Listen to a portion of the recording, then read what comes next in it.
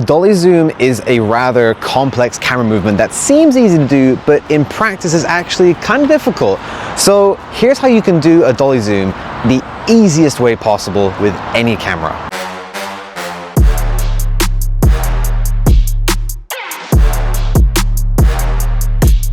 So I'm here with my beautiful fiancée Yasmin, and I'm going to be using her as the subject for some Aussie. Some Aussie. And I'm going to be using her as a subject for these shots. Okay, so I've got Yaz over there, and basically what I'm going to be doing is using the gimbal, and the camera's on the gimbal right now, hence I don't have it in my hand, but here's the gimbal, and basically I'm going to be doing a push in and a pull out shot just to kind of get that variation to show how it works both ways. And we'll, you know, in post I'll show you the magic of how you actually do it, but this is all the start, a very crucial start of the gimbal shot. And the key thing with this is also make sure that you keep them centralized to help the effect be more effective.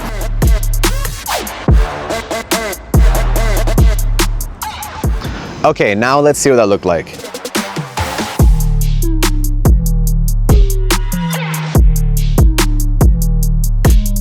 There's actually an emotional significance to this shot. Typically, the dolly zoom shot is actually done when there's something shocking happening on screen or happening to the subject, the actor. So we're gonna show you guys how this kind of shot would actually work in a scene. We've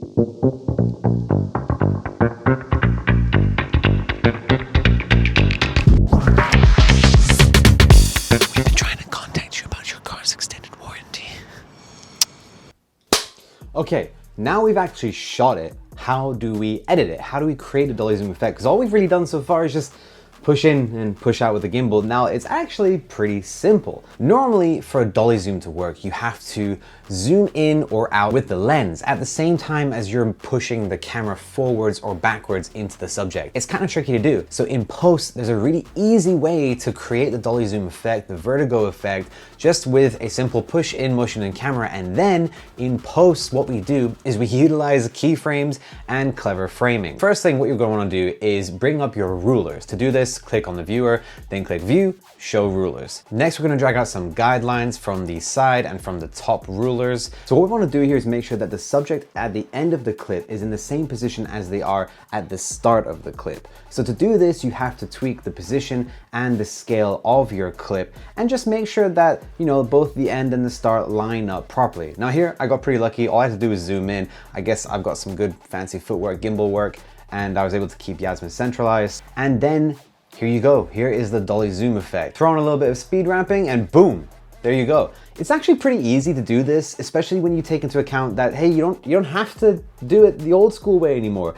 Now, don't get me wrong, the old way is still definitely great and it's really good to do, especially because you've done it in camera. So you don't have to worry about doing it in post and there's no guesswork about it. I wasn't actually 100% happy with how some of the shots I did earlier turned out, but thankfully I had some that did work and I was like, okay, it still looks good. However, if I did it optically, if I did it in camera, I would know how it looked then and there, but this is a much easier way. So I'm just gonna keep doing it this way. And yeah, hope you guys enjoy this really short video. Here's how you can do the dolly zoom vertigo effect with only one camera move. Don't forget to subscribe and hit the thumbs up button below. It helps out with the algorithm and everything. And yeah, have a great day. Of course.